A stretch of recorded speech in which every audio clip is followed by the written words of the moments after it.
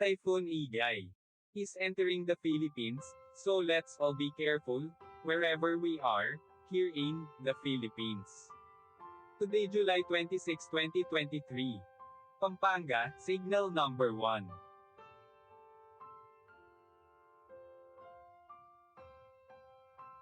Welcome my friends. Thank you very much for visiting my house.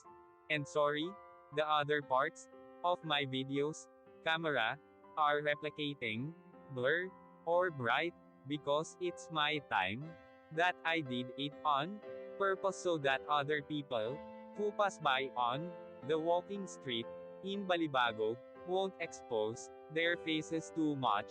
I hope you're kindly understanding my video. Now, sit and listen the history of the walking street, and I will also show you what is happened inside the walking street. If you have been here, please watching the beautiful sight at the walking street Fields Avenue, Balibago Angeles City. Fields Avenue, Balibago Angeles City. Fields Avenue is the name of a major street running through Balibago area of Angeles City in the Philippines. It is the center of the red light district and the bar scene of the biggest entertainment district of the Philippines. Fields Avenue in Balibago, Angeles City. The name derives from the common military practice of naming roads adjacent to airfields as Field Street or Field Avenue. Originally, the name referred to the Clark Air Base and was Clark Field Avenue. The name evolved to become Fields Avenue. History: Fields Avenue, Balibago Angeles City, Pampanga, Philippines. Philippines was an American colony from 1898 to 1946. Bars on Fields Avenue. Catering to the single American defense personnel who worked in the adjacent Clark Air Base, first emerged in 1940.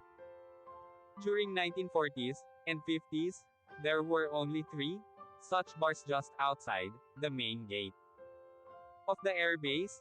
By early 1960s, the Fields Avenue developed as a street line with several bars. From November 1955 to April 1975, America fought Vietnam War. As the number of American troops in this war grew, more and more forces were deployed at Clark Air Base or routed through it. This led to a pro-life ration of bars, live bands, and prostitution, the latter mostly by young Filipino women, most of them either teenagers or 18 hanggang 55 years old. By the 1970s, there were more than 150 bars and prostitution joints along Fields Avenue.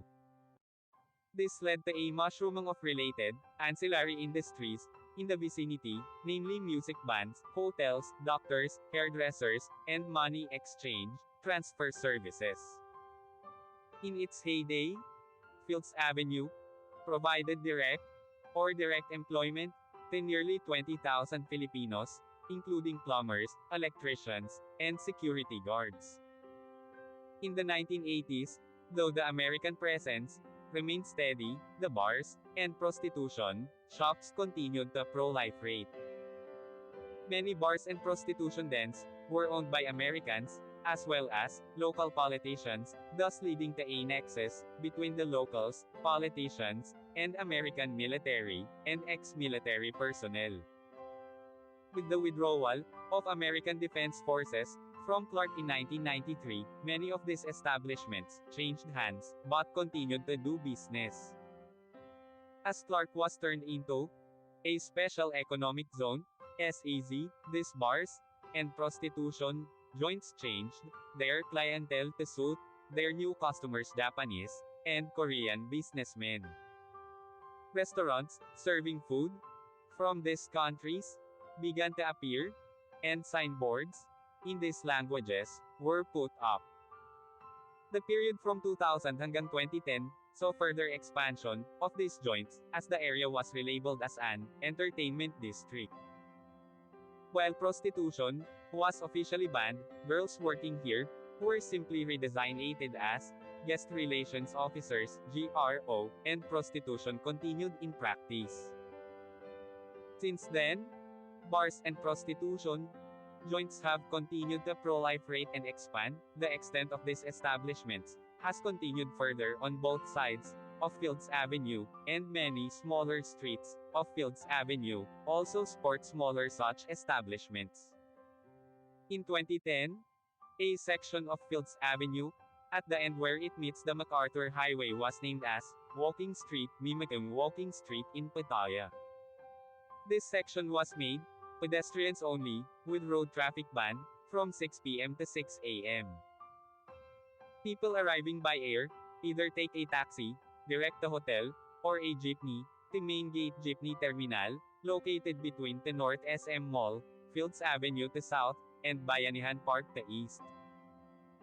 Those arriving from Manila by bus ask the driver to drop them off at the corner of Fields Avenue and MacArthur Highway, or alight at Capas Angeles Transport Terminal, which is also walking distance from Fields Avenue and the MacArthur Highway. The presence of family-oriented activities on the other side of Fields Avenue, namely shopping malls, as well as activity centers in Clark Air Base, has led to a neat separation between the two. Fields Avenue tends to cater more to single foreigner men, and sometimes women too, with at least 5 bars featuring gigolos and gays, while the rest of Clark caters to family-based entertainment. Fields Avenue remains among the safest streets in the region, with restaurants and hotels. Fields Avenue has the largest density of hotels in Philippines, catering to all budgets, from a large number of 2-star and 3-star hotels, right up to a select few luxurious 5-star hotels. Many of the bars and hotels in Fields Avenue have restaurants attached. Fields Avenue has among the largest variety of restaurants in Philippines, with cuisines ranging from European, continental, Japanese, Korean, Australian, and a select few restaurants serving Indian, Arabic, and Filipino food. Restaurants tend to have long opening hours, most of them open late and close late, up to 4 a.m., though a reasonably number of them open early, around 7 a.m. A few restaurants are open 24 hours. Most Filipino and international fast food chains including McDonald's, KFC, and Jollibee have at least one branch along or near Fields Avenue. 24 Hours Police Station is located in the center of Fields Avenue. Thank you so much. See you my next video.